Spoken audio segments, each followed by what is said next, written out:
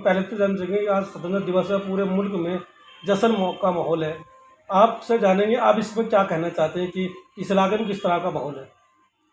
देखिए, ब्रिटिश साम्राज्य की 200 साल हुकूमत रही और 200 साल हुकूमत के बाद हम लोगों ने 15 अगस्त 1947 को जब हम आज़ाद हुए और आज़ाद होने के बाद हम इसको बड़े हर्षोल्लास के साथ मनाते हैं हर साल जो है। आज हमने 78वां जो है स्वतंत्रता दिवस मनाया।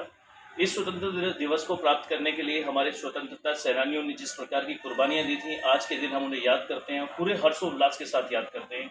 उनकी कुर्बानियों को कैसे कैसे जो है उन्होंने कुर्बानियाँ दी और हमारे जो शहीद थे वो हंसते हुए उन्होंने कुर्बानियाँ दी और उनकी कुर्बानियाँ भगत जी, राजगुरु, सुखदेव और मौलाना अबुल कलाम आज़ाद और आपका जितने भी कुर्बानी जिन लोगों ने दी, महमूद हसन देवबंदी जी, मौलाना महमूद हसन देवबंदी और आपका डॉक्टर जाकिर हुसैन, महात्मा गांधी जी, बड़ी बड़ी लोगों की कुर्बानी। आपने इन नामों में मुसलमानों का नाम भी गिना दिए, जबकि बहुत सारे कार्यक्रम मुसलमानों का नाम इस मौके पर लेने से परहेज करते हैं लोग, तो आप क्यों लगातार नाम ले जा रहे हैं? देखिए, मुसलमानों के आप ऐसा नहीं है, ये देश जो है हिंदू, मुसलमान, सिख, ईसाई धर्मनिरपेक्ष देश है और हमारे धर्मनिरपेक्ष देश होने के साथ साथ हमें कॉन्स्टिट्यूशन ने हमारे धर्म के सभी धर्मों के लिए आज़ादी दी हुई है। तो ऐसा तो नहीं कि नाम का इस्तेमाल कर वोटों की राजनीति करनी शुरू कर दियो स्वतंत्र दिवस के मौके पे भी? 95,300 मुस्लिम स्वतंत्रता सेनानियों ने अपनी कुर्बानी इस प्रकार दी कि हर प्रकार से कुर्बानी दी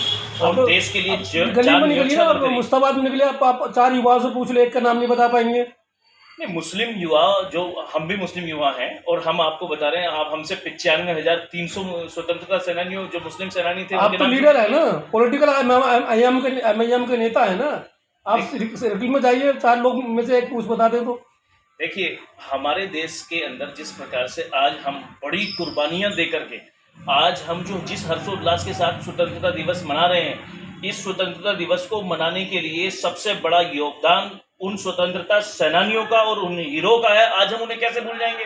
वो मुस्लिम स्वतंत्रता सेनानी जिन्होंने 95,300 स्वतंत्रता सेनानी थे और ये मुस्लिम और हिंदू सभी लोग थे, लेकिन उन स्वतंत्रता सेनानियों का आज का दिन ही तो हमें बनता है कि हम उन्हें याद करें, उनकी कुर्बानियों को याद करें, उनकी कुर्बानियों को याद करके उनकी कुर्बानियों से हम सबक सीखें। जो वो देश के हीरो जो हंसते हुए गए और फांसी के फंदे को जो है अपने गले से लगा लिया, उन हीरो की कुर्बानियों को हम जाया नहीं जाने देंगे। उनकी कुर्बानियां जो थी वो हमारे लिए, आज हम जो स्वतंत्रता दिवस समारोह मना रहे हैं, आज जो हम स्वतंत्रता के साथ में एक स्वतंत्र देश में बैठे हैं, इसके पीछे कितनी बड़ी कुर्बानियां थी, हम उन्हें कैसे भूल जाएं? वो चाहे हिंदू हो, चाहे मुसलमान हो, चाहे सिख हो, चाहे ईसाई हो, हमें हर धर्म के, किसी भी धर्म के हो। कैसे आज़ादी बात करें, मुस्लिम इलाकों में हिंदुओं को आते हुए डर लगता है, हिंदू इलाके में मुसलमान जाते हुए डरते हैं, तो ये आज़ादी में देखिए, आज हम जिस प्रकार से ब्रिटिश साम्राज्य के 200 साल ब्रिटिश साम्राज्य ने जो हुकूमत करी थी, वो हुकूमत डिवाइड एंड रूल पॉलिसी के आधार पे थी। वो हुकूमत उन्होंने आपस में लोगों को बांट के राजनीति करी थी। आज हम दोबारा ऐसी गुमराही के अंदर जा रहे हैं। आज हम दोबारा जो है, हमें अपने आप को दोबारा उस कुर्बानी की जरूरत है, उन बलिदानों की जरूरत है जो बलिदान हमारे स्वतंत्रता सेनानियों ने दिए थे। आज हमें दोबारा उन बलिदानों की जरूरत है, हमें कुर्बानियों की जरूरत है और हमें इस प्रकार से अपने देश को भ्रष्टाचार से मुक्त कराने की जरूरत है। अपने देश को ऐसी राजनीति करने वालों से बचाने की जरूरत है कि जो देश को बांटने की राजनीति करते हैं, जो देश को जोड़ें, उस देश को जोड़ने वाली राजनीति होनी चाहिए। और देश के साथ हमें धर्मनिरपेक्ष देश है हमारा और सभी धर्मों का हमें पूरा सम्मान। देश तो 1947 में आज़ाद हो गया, मगर दोबारा से आप बता रहे, दोबारा से फिर कुर्बानियां देने की जरूरत है। ऐसी जरूरत क्यों आई? कुर्बानी इस प्रकार की कुर्बानी कि जो भ्रष्टाचार से मुक्त हो, उसके लिए हम लोगों को आगे बढ़ के आगे रहना चाहिए। हम अपने देश को भ्रष्टाचार से मुक्त करें, जातिवाद से मुक्त करें और इस प्रकार की जो राजनीति है कि भाई डिवाइड एंड रूल पॉलिसी, लोगों को बांटो और राज करो, इस पॉलिसी से मुक्त करें। आप मेरा अर्थ समझ रहे होंगे। डिवाइड एंड रूल पॉलिसी जो है, किसी को एक धर्म को गिराना, दूसरे धर्म को उठाना। अभी वक्फ बोर्ड पे बिल आ गया, वक्फ बोर्ड पे बिल किसी एक समुदाय या एक धर्म के लिए नुकसानदायक बिल है। ये किसी भी, आप धर्मनिरपेक्ष देश के अंदर रह रहे हैं, आपने कोई बिल लाना था, आपने मंदिरों के ऊपर कोई बिल नहीं लाए, आप गुरुद्वारों के लिए कोई बिल नहीं राजनीति करने लाए। पे लगे। आप हर बार बिल भी ला रहे हैं। मैं राजनीति की नहीं, मैं सिर्फ ये बात कर रहा हूँ कि हमारे देश के अंदर जो कुर्बानियां रही मैं कह रहा हैं हूँ, हमें याद रखना पड़ेगा उन किस कुर्बानियों आज़ादी को। की बात करो, जब कोई आदमी आज़ाद होकर अपनी बात नहीं कह सकता, अगर कोई कहता है ईमानदारी बात, उसको जेल के पीछे जाना पड़ता, तो उस देश की आज़ादी कैसी? मैं वही कह रहा हूँ कि हमें यही तो चाहिए। आज हम जिस प्रकार से स्वतंत्र हैं, हमें उस स्वतंत्रता को मानना तो होगा।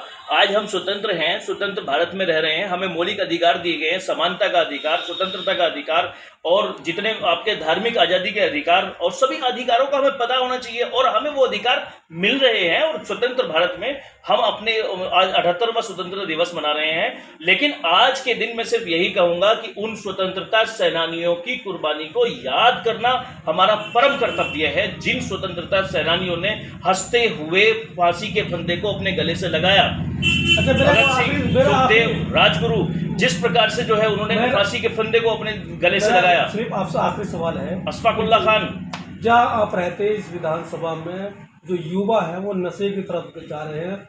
आप चाय की दुकान, भारत चाय की दुकान देखिए, वो अंदर नशे का कारोबार होगा। आप पान की दुकान देखिए, वो नशे का कारोबार होगा। परचून दुकान दिखाई देगी, वो नशे का काम होगा। जो युवा है, जो मुस्तकबिल की बात करते हैं, अगले आने वाले फ्यूचर की बात करते हैं, वो सब नशे की तरफ जा रहे हैं। और यहाँ पॉलिटिकल लोग जो है, जो आज़ादी की बात करते हैं, जश्न मना रहे पूरे दिन, वो इस पर कुछ कहने के लिए तैयार नहीं। आप क्या कहते हैं? देखिए, युवाओं के लिए सबसे अहम मुद्दा ये है आज के समय पे कि युवाओं को नशे से दूर रहना चाहिए। और युवा हमारे देश की रीढ़ की हड्डी हैं। युवाओं को हर प्रकार के नशे से दूर रहना चाहिए और युवाओं को अपने वृद्धों के साथ साथ बच्चों की और महिलाओं की, सभी की इज्जत करनी चाहिए, उनका सम्मान करना चाहिए और युवाओं को उनका सहारा बनने की जरूरत है। युवाओं को नशा बिक जरूरत रहा है, लोग खरीद रहे, कर रहे हैं नशा। देखिए, कैसे बचाओगे? मैं कानून से इसमें अनुरोध करूंगा कि हम कानून से अनुरोध करते हैं कि इसमें कानून को, लॉ एंड ऑर्डर को मजबूत किया जाए और कानून को, पुलिस को थोड़ा सा ज़्यादा एक्टिव होकर कार्य करना चाहिए। जहाँ से सोशल वर्कर, पॉलिटिकल लोग कुछ नहीं करेंगे। पॉलिटिकल लोग तो सब इस बात को जो है, अब देखिए, हम लोग कह रहे हैं कि नशा मुक्त होना चाहिए। हमारे देश के अंदर नशा मुक्त होना चाहिए, हमारा समाज नशा मुक्त होना चाहिए, हमारा क्षेत्र नशा मुक्त होना चाहिए। कैसे? पॉलिटिकल लोग आग्रह करेंगे सभी लोगों से कि सभी लोगों को, ये मैं आग्रह करता हूँ सभी लोगों से कि भारत के अंदर या हमारे क्षेत्रों के अंदर नशा छोड़ो अभियान चलना चाहिए। और जो हमारे युवा हैं वो देश की रीढ़ की हड्डी हैं, उनको मिलजुल के बुजुर्गों का, महिलाओं का, बच्चों का सहारा बनना चाहिए। उन्हें नेक काम करने चाहिए, उन्हें ऐसे काम करने चाहिए जिससे समाज का उत्थान हो, ना कि ऐसे काम करें कि वो समाज को बिगाड़ने की ओर ले जाए। बहुत बहुत शुक्रिया। ज़्यादा लंबा मत करो, कौन देखेगा? कि इस इलाके में जश्न आज़ादी का पर्व किस तरह से मनाया जा रहा है? अकरम साहब, हम पहले तो एक सवाल है कि यहाँ किस तरह का माहौल है आज जश्न आज़ादी को लेकर? मैं मोहम्मद अकरम, जनरल सेक्रेटरी दिल्ली प्रदेश MIM। आज सब लोग बड़ी खुशी के साथ ये जश्न आज़ादी मना रहे हैं। पार्टी ने, हमने सुबह संजय चौक पर जो है अपना झंडारोहण करा और बहुत खुशी के साथ यहाँ जो है स्वतंत्रता दिवस मनाया जा रहा है। देखा जाए कि जो नौजवान हैं, नौजवान बच्चे, जो युवा हैं, जिनके सारी कुर्बानी देकर देश आज़ाद हुआ, युवाओं ने उस वक्त बड़ा अहम रोल किया था। लेकिन जो आज युवा ही जब ज़्यादा गाफिल हैं, उससे दूर हैं। जब बड़े बड़े प्रोग्राम होते हैं, युवा की संख्या कम दिखाई देती है। क्या अवेयरनेस की कमी है? क्या उनको उस आज़ादी की अहमियत का नहीं पता? देखिए, मैं एक बात बताना चाहता हूँ, ऐसा युवा, सिर्फ युवाओं ने, ऐसा नहीं है कि युवाओं ने इस देश को आज़ाद कराया है। आज़ादी तो यह शुरुआत 1799 से हो गई थी, जब टीपू सुल्तान ने अपनी कुर्बानी दी और नवाब सिराजुद्दौला ने अपनी कुर्बानी दी। उस दौर से शुरू हो गया था जंग आज़ादी का दौर। उसके बाद 1831 में माल्टा की जंग में बहुत सारे मौलानाओं ने अपनी कुर्बानी दी।